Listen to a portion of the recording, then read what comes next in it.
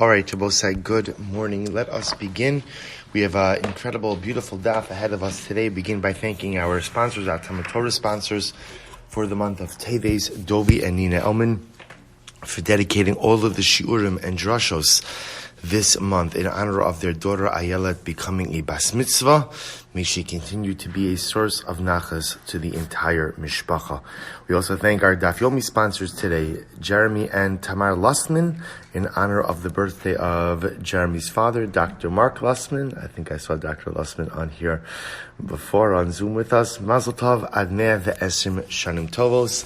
And we thank the Buchwalter family for dedicating today's shir in memory of Judah's cousin, Chaim Zev Ben Yitzchak Aryeh Halevi, Zichron Livracha. We hope that in the merit of our Talmud Torah, the Neshama will have an aliyah and the family in Nechama. We also, of course, dedicate our learning this morning Le'iloi Nishmas, Representative Dr. Aviva Weisbord, Ruchama Aviva, Bas Harav Shmuel Yaakov, Zichron Livracha, whose levaya was today such an incredible and integral part of our community. We hope that in the merit of our Talmud Torah, the Neshama will have an aliyah and the family in Nechama. And also with that, let us begin. So today's daf is Lamed Vav 36. We are Amiras Hashem picking up on Lamed Herem days 35b. So we left off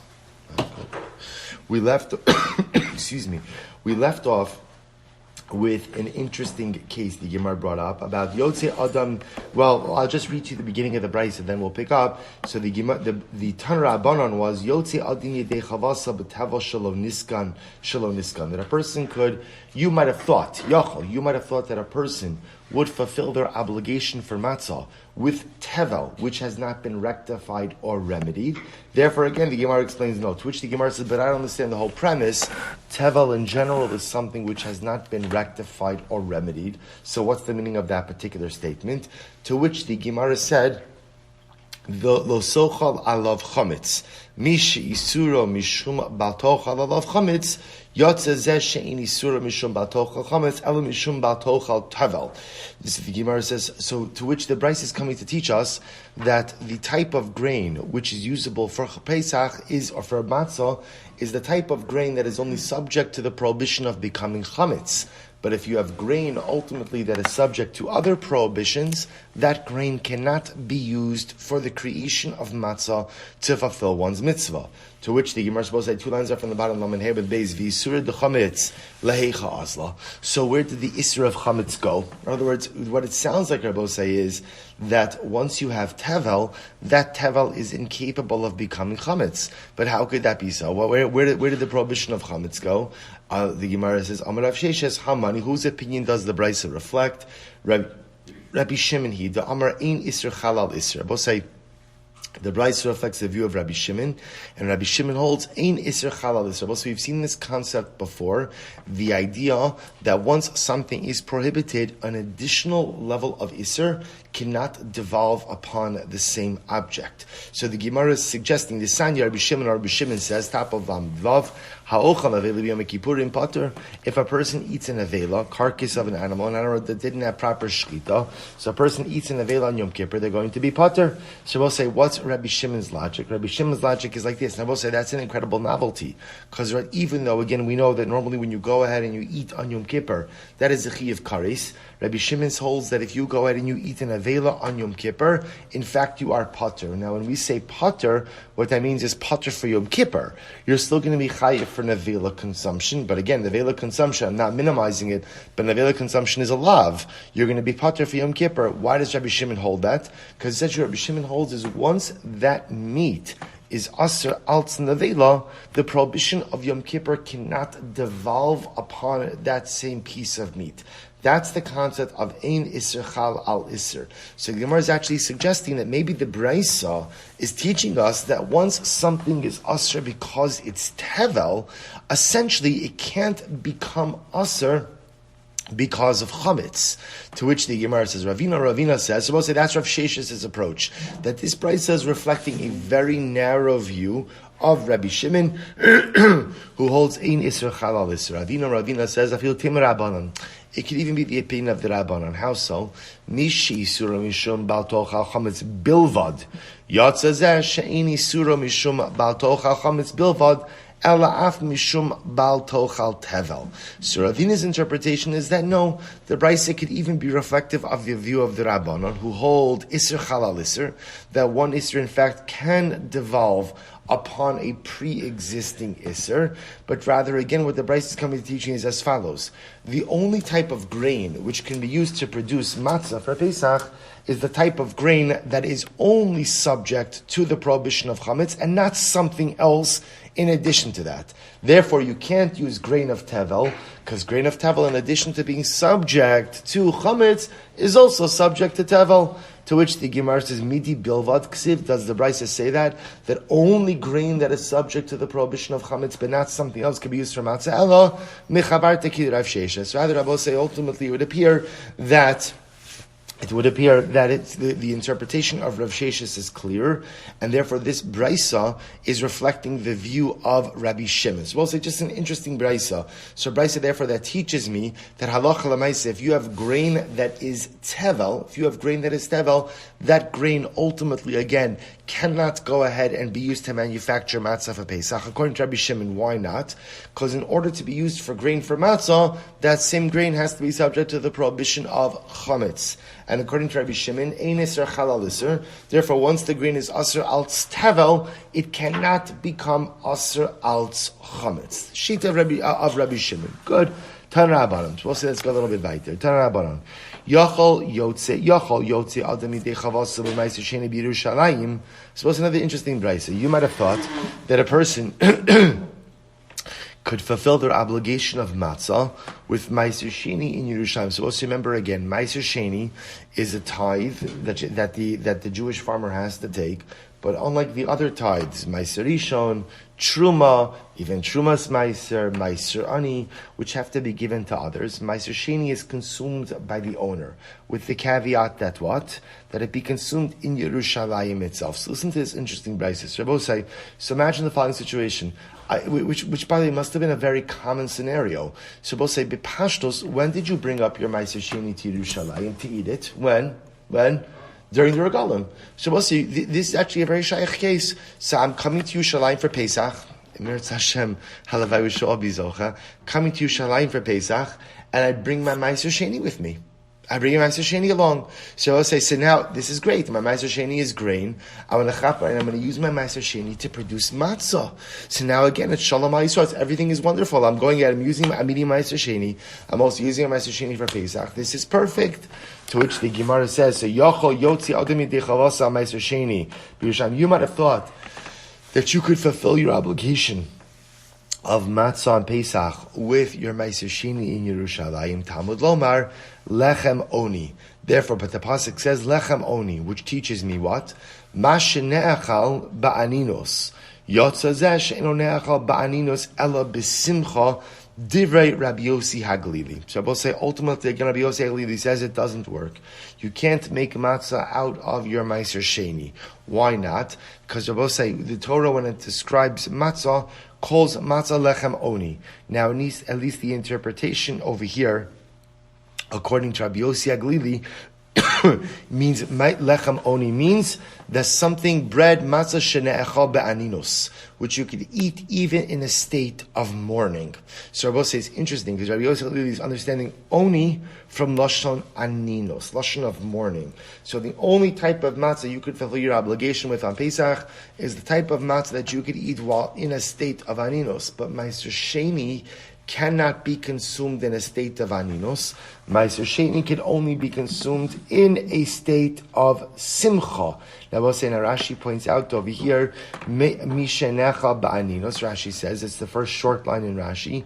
Shemutar la'ochlo kishu onein, darush be'lechem oni, o meiser sheni eno ne'achal ba'aninos. Tichsev lo achalti ba'oni mimenu. So we'll say this is by vidui meiser, by the confession of the meiser. So one of the things you quote unquote confess is that you did not eat your meiser sheni in a state of aninos. Therefore, Rabbi Yossi Halili says, halacha l'maisa, you cannot go ahead and make matzah out of meiser sheni. Rabbi Akiva says, no, you can. Matzos riba. Rabbi Akiva says, no, halacha l'maisa, you can make matzah out of meiser sheni, because Rabbi said the Torah uses the plural of matzos as a ribui. The fact that the word matzah is used in the plural indicates to me that there are many different types of matzah that can be used to satisfy my obligation, including matzah made out of meiser sheni. Imkain, matamud lomar lechem oni. If that's the case, Rabbi says, so now listen to this. So this is actually a fascinating machlokas. According to Rabbi Yossi Agalili, I just want to point out, he's understanding lechem oni as if it was what? Rashi points out, as if it was written with an aleph. Right? And lechem oni comes to teach me that I could only discharge my obligation with matzah, which could be consumed in a state of mourning, which effectively comes to exclude a meiser sheni. Rabbi Akiva, what do you do with lechem oni? So he says, prat leisa shenilusha beyayin v'shemen udvash. According to Rabbi Akiva, this comes to exclude matzah or dough, which was kneaded with wine, oil, or honey. So we'll say, so lechem oni, Rabbi Akiva understands means a poor man's bread. A poor man's bread. What's poor man's bread? Flour and water. Flour and water, no other additives. The moment you have other additives, ultimately, again, you can't use it for matzah. So my time is Rabbi Akiva. So what's Rabbi Akiva's logic? Miksiv lechem oni. Does it say lechem oni? No. Oniksiv. See, Rabbi say, we're vocalizing it as oni. But in fact, the way it's written in the Torah is ayin nun yud. So Rabbi Akiva says oni. Rabbi Akiva says it's written ani. So to teach you that it has to be a poor man's bread, and poor man's bread means what? Just no additives, flour and water. That's it. Rabbi Yossi Agalili mi karinan ani. Rabbi Yossi Agalili will say, 1 second, do we read it ani? We don't read it ani. Oni karinan. We read it oni. And Rabbi says, remember, Rabbi Yossi Agalili does two things. Number one, he reads it oni. Number two, he imagines that it's not written with an ayin. What is it written with? An aleph, like aninos, like mourning. Rabbi Akiva, hide the karinan be'oni. Rabbi Akiva will say the fact that we read it oni, even though it's written ani kiddush Shmuel, Damar Shmuel, lechem oni, lechem sha'onin alav dvarim harbe. Because Shmuel says, why do we call it lechem oni? Oni is from lashon of onin. This is bread that we speak a lot about, or bread over which many words are said. Which I will say, we'll see this again in the 10th parak of Pesachim, the idea that matzah is the primary conversation piece of the Leil HaSeder. So we'll say, so a fascinating machlokes, Rabbi Akiva and Rabbi Yossi Agalili in lechem oni. Rabbi Yossi Agalili in lechem oni teaches me that only thing I could use for matzah is a type of matzah which could be consumed in a state of aninos, a state of mourning, and therefore Rabbi Yossi Agalili says you can't use meiser sheni for matzah. Rabbi Akiva saying lechem oni means ultimately, again, lechem she'onin alav dvarim harbe, and lechem ani, that it has to be simple bread, no additives like wine, oil, or honey. Does Rabbi Akiva really hold that halacha l'maisa, you can't use a dough which was kneaded with wine, with oil, or with honey? Vatanya, we learned, ein lashon isa b'pesach b'yayin v'shemen udvash v'im lash. So we'll say really on Pesach, you're not permitted to go ahead and knead a dough with wine, with oil, or with honey. V'im lash, what if you did it? What if you made it on Pesach? Rabbi Gamliel Omer Tisaref Miyad. Rabbi Gamliel says you have to burn it immediately. Then Rabbi say this goes back to yesterday's daf. So if you remember again in yesterday's daf, we had the Gemara made a statement of Mei Peiros Ein Machmitzin, that fruit juices do not allow the dough to become chametz. I pointed out to you, I mentioned to you, we didn't get a chance to do Tosas, but I mentioned to you Tosas on Amud Beis, where ultimately, again, there's a major machlok, is exactly what this means. Clearly, there's an opinion that holds that what we call mei peros, liquids other than water expedite the chimutz process, and therefore, again, I will say that's the position of Rabbi Gamliel. Rabbi Gamliel says burn it immediately because the chimutz process with mei peiros is accelerated, and if you don't go ahead and burn it immediately, it will become chametz. The Chum say yochal. The Chachamim say you can eat it. You could eat it. V'amar Rabbi Akiva. Rabbi Akiva says, Shavasi haisa etzel Rabbi Eliezer v'Rabbi Yoshua. So Rabbi Akiva says, one time I spent Pesach by Rabbi Eliezer, Rabbi Yoshua, v'lashti lahem isa b'yayin v'shemen v'dvash, and I needed for them a dough on Pesach with wine, with oil, or with honey. V'lo amru li davar, and they didn't say anything to me. They didn't say anything. So this is interesting on two levels. Remember again, Rabbi Akiva just said before that halacha lamaisa, lechem oni says you can't use matzah that's made with oil, wine, or honey. And yet here you see Rabbi Akiva making it on Pesach. And even according to those who say that you can't knead a dough with wine, with oil, with honey, mekatven abosai means you could smear the dough afterwards with wine, oil, and honey. Rashi says mekatven tachin panel la'achar arichasa. So it's kind of like you have this like with challah, right? Sometimes after you make challah, you could smear the outside of the challah a little bit with some egg or something, just to give it a little bit of a shine. So the Gemara is suggesting that even according to the opinions who hold that you really can't make a dough with wine, with oil, and with honey, but halacha l'maisa, after the matzah is finished, if you want to go ahead and smear the outside of it, to go ahead and give it a little bit of a shine, that would be permitted. To which the Gemara says, Asa'on l'tanakamo. This statement that you could smear it goes according to the Tanakamo. V'chacham necham say, as shelashin bo mekatven bo, ve'es she'ina lashin bo in mekatven bo. The Chum, on the other hand, hold anything you can knead with, you can smear with. And anything you can't knead with, you can't smear with. And therefore, again, the Chum would say, if you're not allowed to knead the dough with wine, with oil, and with honey, you can't smear the dough afterwards with wine, with oil, and with honey as well. B'shavin, she'in lashon ha'isa beposherin. And everyone agrees, Rabbosai, that what can't you do? You can't knead a dough with lukewarm water. Rabbosai, why does everybody agree with that? Because everyone agrees that lukewarm water will definitely what? Expedite the chimutz process. So therefore, that for sure you can't do. So both say, so again, but we're focused on a very simple kasha. Rabbi Akiva, you just told me before that you cannot go ahead and knead dough with wine, with oil, and with honey. And remember again, Rabbi Akiva's logic was what? Lechamoni. Right? Lechamoni or lechamoni. Right? That's Rabbi Akiva. And yet here you see Rabbi Akiva telling us that he did do it. So what's going on? Lo kasha, habi yom tov rishon, habi yom tov sheni. All right, so both say, so interestingly enough, an interesting distinction, when Rabbi Akiva said you can't knead dough with wine, with oil, and with honey, what was that talking about? The first night of Pesach. So the first night of Pesach, where there is a biblical obligation to eat matzah, and the Torah calls that matzah lechem ani, or lechem oni, that's what Rabbi Akiva says, poor man's bread, dough with no additives. When Rabbi Akiva says that he was baking dough on Pesach, baking matzah on Pesach, with wine, with oil, and with honey, that was after the first night. And I both say, again, after the first night of Pesach, there is no biblical obligation to eat matzah. I shouldn't say that. The truth is that's a machlokes. There's the opinion of the Gra, who holds that every time you eat matzah over Pesach, you fulfill an asi, you fulfill a positive commandment. But again, Lamaisa, after the first night, Rabbi Akiva says the din of lechem oni doesn't apply. Interesting. Kida amar luhu Rabbi Yoshua libnei, as Rabbi Yoshua said to his son, Biyoma kamalo talushali bechalba. On the first day of Pesach, for the first day of Pesach, don't make matzah for me by kneading the dough with milk.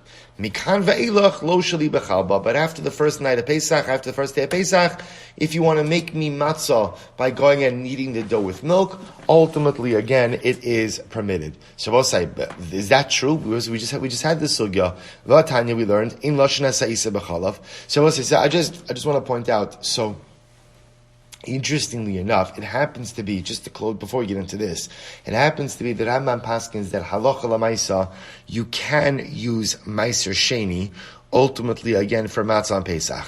you can use Meiser Sheni. And the truth is, we already saw that in the Mishnah. That's not a Chiddush. This Machlokes Rabbi Yossi Aglili and Rabbi Akiva about how we interpret Lechem Oni is going to be a major Machlokes that is going to appear a number of times. But now we have Shitas Rabbi Akiva, namely that Lechem Oni is to be understood as Lechem Ani. Ultimately, again, to teach me that what? That Halacha L'maisa, Rabbi Akiva will say, Lechem Oni teaches me that for the Leil HaSeder, for the Matzah's mitzvah, for the Dorais obligation of Matzah, you have to use poor man's bread, which means flour and water. No other additives, anything else. But it appears that according to Rabbi Akiva, that din only applies first day of Pesach. After the first day of Pesach, you can make matzah however you want, of course, provided it doesn't become chametz. So you want to go and knead your dough with wine, with oil, and with honey. It appears, according to Rabbi Akiva right now, that would be okay. So we'll say the Gemara then quotes Rabbi Yoshua. And Rabbi Yoshua said to his kids, same idea. First day Pesach, make me simple matzah. Don't knead the dough with milk. But after the first day Pesach, if you want to knead the dough with milk, you could do that. To which the Gemara says, what? You can never knead dough with milk. We just spoke about this. V'atanya in lashna sa'isa b'chalav. V'imlosh kalapas sasurim meher galabera. We just recently learned this. That's what halacha l'maisa. You can't make milchik bread. Why can't you make milchik bread? Why not? What the Gemara calls hergel avera. What's hergel avera? Bread is a meal staple. Bread is a meal staple, and therefore halacha l'maisa, if you make a milchik loaf, what's the concern? That you may come to serve that loaf or utilize that loaf even with a fleshik meal. Shabbos said, therefore you have to be very careful. Say, even today, I think I mentioned this the last time we did the sugya. Even today, I will say, again, challah that a person cuts up at a meal takes on the status of that meal. A whole loaf not. So if you're serving challah at lunch, you're serving challah at lunch, and your Shabbos lunch, assuming you're having a fleshik Shabbos meal, and you cut up challah, you put challah in the basket, and there's leftover cut challah. You can't eat that cut challah with milchiks. That leftover cut challah can't be eaten with milchiks. Lav dafka that I have to treat it like fleshiks, but you certainly can't serve with milchiks. But again, if you have a leftover loaf, the leftover part of the loaf could be served, could be utilized for a milchik meal. But this idea of milchik versus fleshik bread is a very serious issue. So how could Rabbi Yoshua tell his kids ultimately to go ahead and halacha l'maisa, go ahead and knead dough for me with milk on the second day Pesach, or I should say after the first day. Elahi kamar yoma kama lo telushli beduvsha mikan ve'elach lo shli beduvsha. Right, mistake. Rabbi Yeshua was talking about milk. He was talking about honey. Talking about honey. All right, milk and honey, people confuse them. So, Lamais, again, he wasn't telling his kid to knead anything with milk because no one's making milk with bread. Rather, he said, first day of Yom Tiv, don't go in and make me matzah with honey, but after the first day, you can make me matzah with honey. The other possibility is, li'olam bechalva, could very well be with milk as well. K'dam ravina ke'ein tura, shari, hachanami ke'ein tura. So we'll say the exception to this rule, I think we mentioned this last time as well, is halacha l'maaseh if the loaf has a specific shape. Like if you were to go ahead, if you make the loaf, kein tura literally means you make a loaf shaped like an ox. Okay, so if you make a specialized loaf that has a tsura, so everyone knows, this is a milchik loaf, that's going to be permitted. Good. Vishavin shein lashnas ha'isa b'poshin. So I will say that everyone agrees that you can't use lukewarm water to go ahead and make matzah because it expedites the chimutz process. Ma'ishna mi menachas. We'll see the interesting halacha. Why is this any different than menachas? Right, it will say by a carbon mincha. Look at Rashi. Mashna b'menachos disnan behu debaos matzos va'afilu hachin niloshos beposhrin umisham shlech nitzu. She will say, remember again, carbon mincha. Certain types of menachos come as matzah, unleavened loaves. So I will say, yeah, we know the halacha by carbon mincha is that you're permitted to go ahead and make it with lukewarm water. So why the difference? Why is it that by matzah you can't make it with lukewarm water, but by mincha you can make it by lukewarm water? Disnan kala minachos niloshin beposhrin o mishtamish shelo yachmitzu. So the Gemara said, we'll say very simple, by mincha, what do we say? You could use lukewarm water. You just have to be very careful that halacha l'maaseh doesn't become chametz. To which the Gemara says, no. Im amru bizrizin, yomru b'she'in zrizin. But there's a big difference. Who's making the carbon minchas? It's the Kohanim. Kohanim's reason inhu, right? The Kohanim are very zaris, they're very alacritous, they're very careful. So they're going to make sure that ultimately, again, the mincha doesn't become chametz. But matzah is made by everyone. So how can you be sure that a person is going to exercise the requisite level of zrizus? To which the Gemara says, Ihachi milsas nami losis. If that's the case, ultimately, again, why can't you soak the grains as well? But say, take a look at Rashi for just a moment. L'sisa, Rashi says, l'shoron b'mayim ma'at u'lekochon b'machtashes lahasir mursan kedei shetehei solsa nikia. So apparently, if you want to get even finer flour, what you do is you soak the grain kernels. That removes some of the bran. I will say it's interesting, right? You see from the Gemara, in the Gemara's view, like bran, like everything that we consider like super healthy today, that we pay extra money for, right? In the Gemara, right, that was all the psolas, right? That was all the stuff that nobody ever wanted. It's so interesting. So the Gemara says, if you want to get rid of the bran, what would you do? You would soak the grain kernels a little bit. So listen to what the Gemara is asking. If we assume that the menachos are being prepared by people who are zaris, they're zaris, and therefore halacha l'mais again, they won't allow the mincha to become chametz. That's why for a karban mincha you could even knead the dough with lukewarm water. Why don't you let them soak the kernels? Let them soak the kernels, remove the bran. But yet, we know the halacha is Alama Amra Bizera Amra Bar Yirmi Amra Shmuel Chitin Shal Menachos Ein Losis and Osan. Yet Shabbos say we know the halacha is that the grain of menachos we don't soak them in water for fear of it becoming chametz. But I don't understand. If the menachos are handled by zrizin, then why not allow for the soaking of the kernels? We could assume that people will prevent it from becoming chametz. To which the Gemara says, Lisha bizrizin isa, lisisa lesa bizrizin. We both say for one simple reason, because the kneading of the menachos was done by zrizin, but the soaking of the kernels is not necessarily done by zrizin. Then I will say, now the Gemara takes this to mean, the Gemara assumes what this means is, that the kneading of menachos was done by Kohanim, versus the soaking of the kernels would not be done by Kohanim. To which the Gemara says, but one second, Velisha mi isa bizrizin, but is that true that the kneading of the menachos was done by zrizin, was done by Kohanim? V'haksiv, vayitzok aleh shemen, ve'avi ala kohen, mikmitza ve'ilach mitzvah skuna, Limaid al yitzika ubelila shekshera b'chol adam. Yet we know that by menachos that's not true. The only part that a kohen has to participate in is from the kamitza and on. So remember again, the kamitza is where the kohen takes his 3 middle fingers, scoops up, right, some of the flour oil combination, offers that on the mizbeach. It's only from the kamitza and on it has to be done by a kohen. Anything before that doesn't have to be done by a kohen.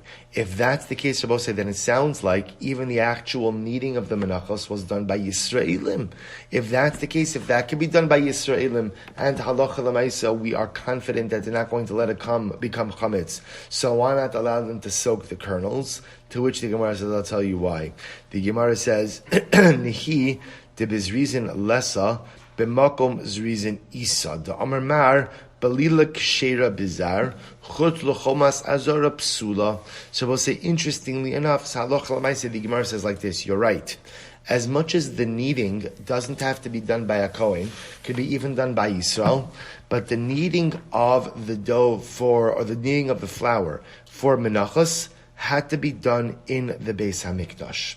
So because it had to be done in the Beis HaMikdash, what the Gemara calls a makom of zerizus, therefore we are confident that even if it's Yisrael who's doing it, he's going to be vigilant and ensure that the mincha does not become chametz, even if halacha l'maisa it's you're using lukewarm water. However, again, the Gemara says lafuki l'sisa de'ina bizrizin v'lo b'makom zrizin. This comes to exclude l'sisa, the soaking of the kernels, which if it were to be done would not have to be done in the Beis Hamikdash compound. So you'd have both say 2 things going against it. Number 1, it's not being done by Kohanim. Number 2, it's not being done b'makom zrizus. So I both say you see something very interesting here, which is that in the world of Zrizos, there are two different levels, right? There are individuals who are Zaris, and there are places which engender Zrizos, which is very interesting, right? So meaning Kohanim are known to be Zaris,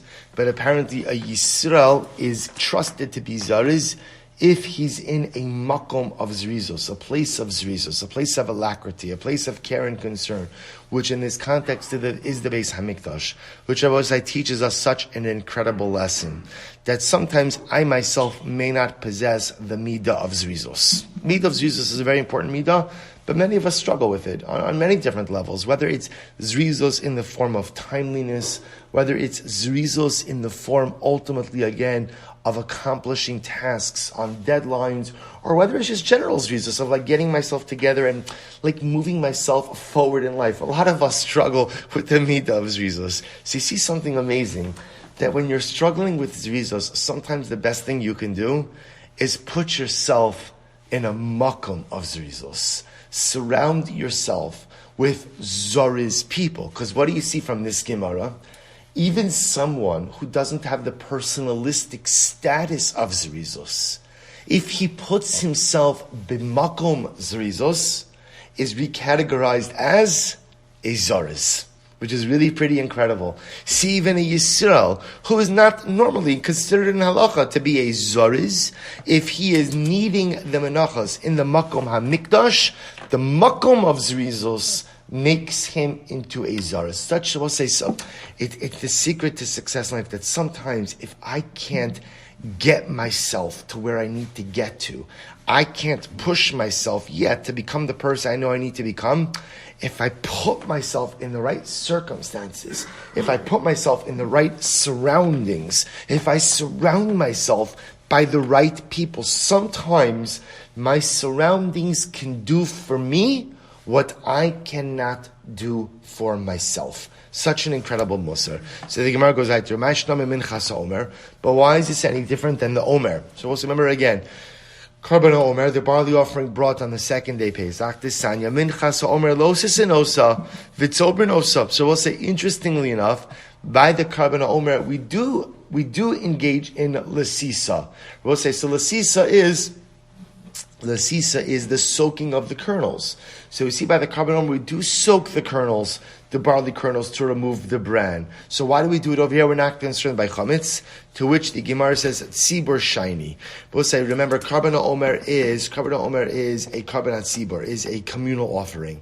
So the Gemara understands over here. If you look at Rashi says minchas Omer karban tzibur v'chol asakin shalon nasin al pi bezdin. So we'll say, so because Karban Omer is a karban tzibur, the tzibor is always considered to be zaris. The karban itself is prepared under the watchful eye of the Sanhedrin, of the Beis Din, and therefore, again, there is no concern of it becoming chametz. Good. So we'll say, let's analyze a bit more. Back to matzah. So it's very interesting. You might have thought that you could fulfill the obligation of matzah with bikurim. Remember again, we don't normally think about it this way, but bikurim are brought from the shivas haminim. One of the shivas haminim is wheat. So now let's say, what do? I bring my bikurim up to the Beis Hamikdash. I bring my bikurim up to the Beis Hamikdash. I give it to the Kohen. So maybe the Kohen could go ahead and fulfill his mitzvah of matzah with bikurim.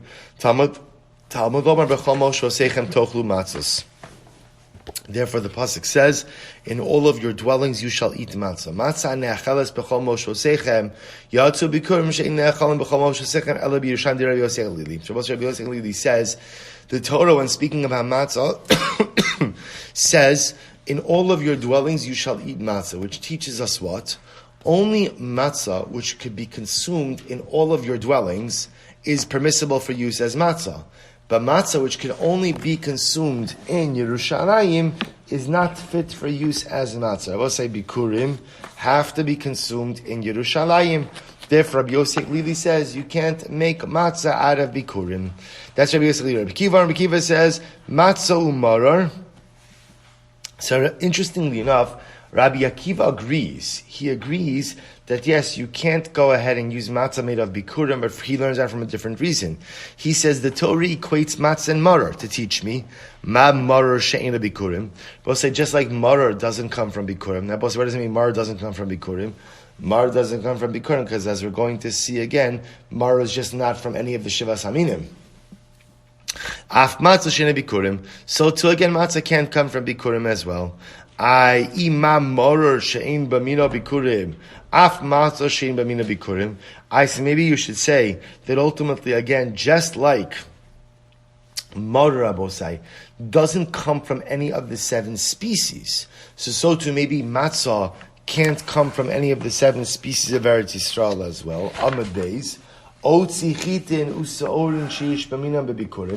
therefore, maybe I shouldn't be able to make matzah out of wheat or out of barley, because ultimately, again, you bring from those bikurim. Tamalomar, matzos riba. Therefore, once again, this is it's the same drasha Rabbi Akiva as I saw before.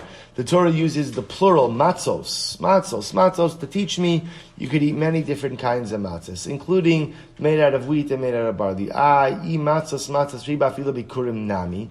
So if that's the case, maybe matzos, maybe the ribuy of matzos comes to include that I could even go ahead and make matzah out of bikurim.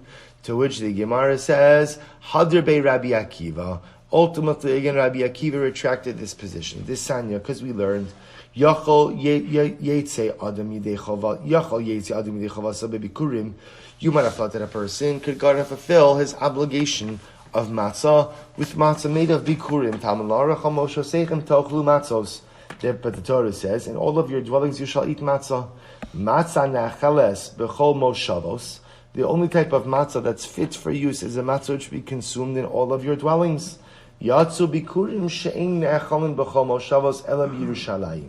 This comes to exclude bikurim, and we'll say why. Because bikurim cannot be consumed in all of your dwellings. Bikurim can only be consumed in Yerushalayim itself. Yachol shani motzi af meiser sheni. I suppose kind of looping back to our previous discussion. You might have thought, therefore, again, you can't make matzah out of meiser sheni either. Because remember, meiser sheni also could only be eaten in Yerushalayim. Talmud lomar matzos riba.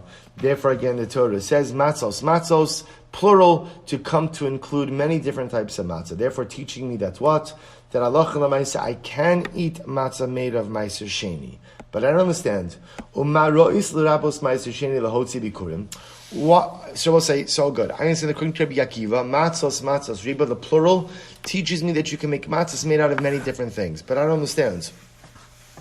How do you know to include matzahs made out of meiser sheni and to exclude matzos made out of bikurim? To which the Gemara says, I'll tell you why. Mar ba'ani meiser sheni sheyesh lo heter b'chol moshavos kid Rabbi Elazar. Because I'll tell you why. Because there is a situation where meiser sheni can be eaten in all of your dwelling place, according to Rabbi Elazar. We'll see what that is in just a moment. Umotzi ani bikurim she'en lam heter b'chol moshavos. But I will say, whereas bikurim, there is never a heter to eat bikurim outside of the Beis Hamikdash. So we'll say, what's the case where meiser sheni ultimately could be eaten outside of Yerushalayim? Damar Rabbi Elazar, minayin la meiser sheni shenit ma shepodin osa afil Yerushalayim. We'll say, how do I know that if meiser sheni became tamei, that I could redeem it ultimately again, even in Yerushalayim? Talmud lomar kilo suchal se'eso.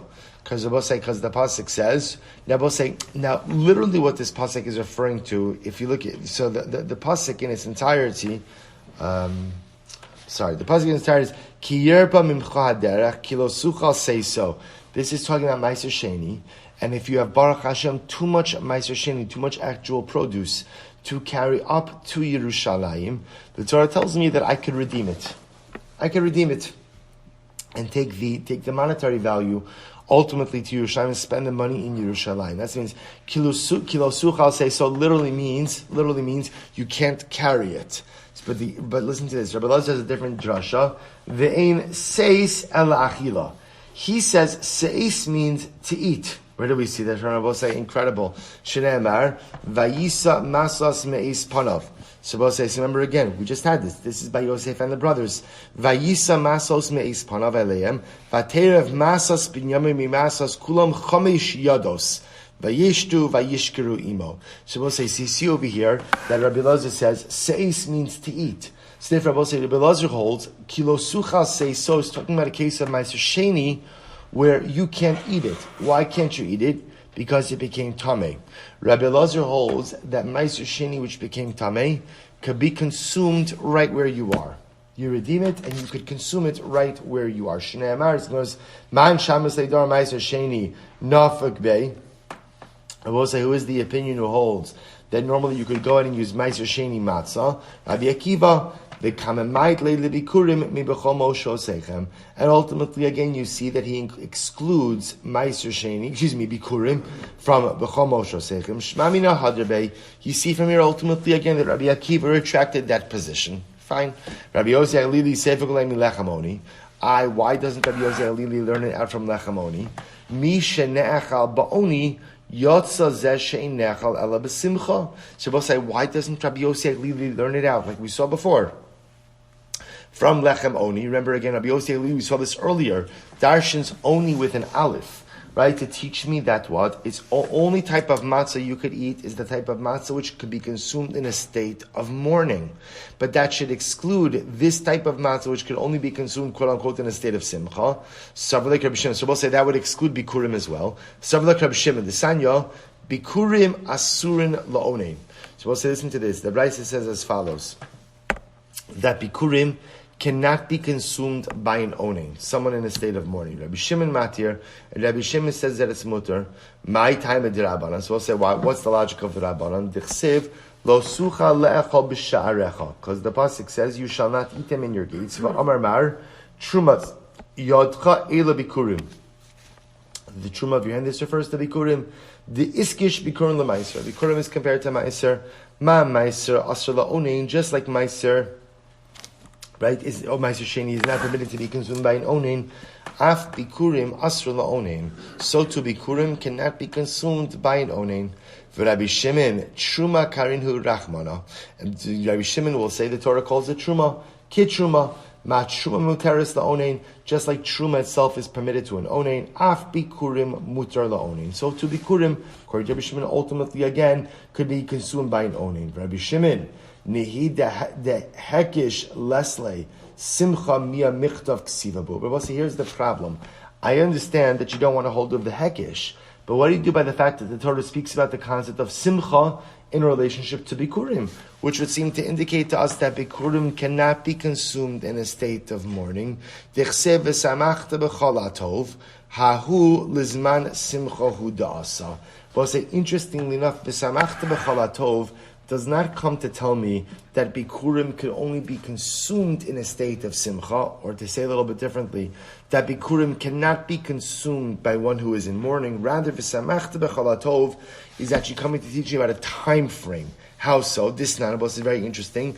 Me'atzeres v'ad achad. Rabbi say, if you bring your bikurim between Shavuos and Sukkos, maybe the Koreh, then you bring, and you also recite the Kriya. But remember again, there's a concept called Mikra Bikurim.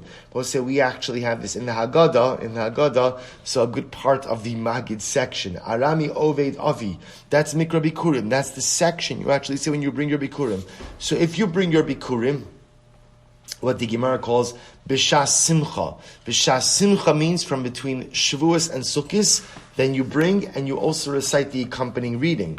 Me'achag ad Chanukah, but also interestingly enough, if you go ahead and you bring your Bikurim from between Sukkos and Chanukah, maybe ve'ena koreh. Ultimately, again, you bring, but you do not recite the accompanying psukim.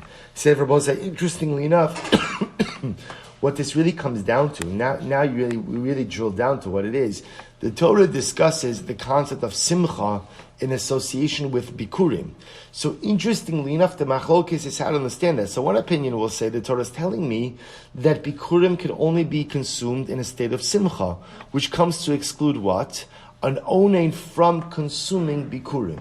Second opinion say no, B'samachta b'chol atov is not telling you about the emotional state you have to be in when consuming bikurim. In fact, V'samachta b'chol hatov is coming to give you the time frame, ultimately again for mikra bikurim. If you go ahead and you bring your bikurim bisman simcha. Bisman simcha means what? From between Shavuos and Sukkos, then you go ahead, you bring the bikurim and you read the accompanying psukim. If you bring your bikurim after the Zman Simcha, which is what? Which is between Sukkot and Chanukah, you still bring, but you do not read the accompanying psukim. Incredible. We'll say, let's at least begin this next Sukkot. So I just want to point out what I still owe you, halacha l'maisa, and this actually is an important sugi, is the halachos concerning making of matzah with mei peros. Right? That the Gemara, we're going to see the Gemara kind of closed out that sugya without really giving us any type of final ruling. We are going to see, this is Siman Tov Samech Beis in Shulchan Aruch. Again, I'm going to find the opportunity to go through it with you. It's 3 seifim, so just know that we still have to do that piece of halacha l'maisa. Okay, let's transition now to a sister topic. Tan Rabbanon, lechamoni. So we'll say, still focusing on lechamoni. Prat lechalut u'la'ashisha. This comes to exclude chalut and ashisha. So we'll say, what's chalut and ashisha? Sorry. Right, prat lechalut u'la'ashisha. So we'll say, if you look at Rashi says over here, he quotes, Ishkali Darsa, if you look in the Hagos Vitziyunim, it says, Lahavi b'maga imayim roschim. So we'll say, chalut is scalded matzah. Scalded matzah. So what you would do is, apparently, he points out over here, you would dip the dough into scalding water. So you would scald the matzah. So you can't use that for matzah. Lechamoni says you can't use chalit and ashisha. Ashisha, Rashi says over is gluska gidola, an unusually large loaf. So these can't be used for matzah. So I will say, it appears that, remember, the fact that the Gemara is excluding these items based on lechem oni indicates to me what? That these were like a fancier type of bread. Right? A scalded matzah or an unusually large matzah, this was fancier. And the Torah mandates for matzah that what? Lechem oni, poor man's bread. Poor man's bread. So you might have thought, Rabbi said, therefore a person could only go ahead and fulfill the mitzvah of matzah with pas hadra. Narashes hadra, shenitel kol hadar, dahainu pas kibar. So Rabbi say pas kibar is the most inferior type of bread. So you might have thought maybe lechem oni requires me to use the most inferior flour, most inferior type of bread. Tamalomar matzos riba afilu ki matzos shel shlomo. Even Rabbi say you could even use matzos like Shlomo Melech, which Rabbi say tells you something very interesting. Matzah has to be made out of flour and water. What kind of flour can you use? You could use even soles nikia. You could use the finest flour. There's no restriction on using fine flour. What the restriction is really on is on 2 things: additives and baking processes. So, for example, you can't make scalded matzah, not scalded, right? Scalded, right? You can't make scalded matzah, right? Or you can't go ahead and make this unusually large matzah. Those are considered to be fancier things. But in terms of the quality of the flour you use, the Gemara says, you want to use flour like Shlomo Melech's flour? Not a problem. If that's the case, why does the Torah call this lechem oni? Prat lechalut ula ashisha. It comes to exclude this chalut, this scalded matzah, and ashisha, the very large matzah. My mashma, the high ashisha, lishna de chashivusa. How do you know about say that ashisha, this scalded item, is chashiv? D'chsev, vayichalik lechala am lechala amon yisrael meish va'ad isha, leish chalos lechem achos, ve'afshar echad ve'ashisha achas. So we'll say, this is talking about, again, when they made a celebration.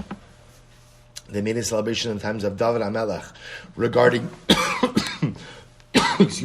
regarding the Aron.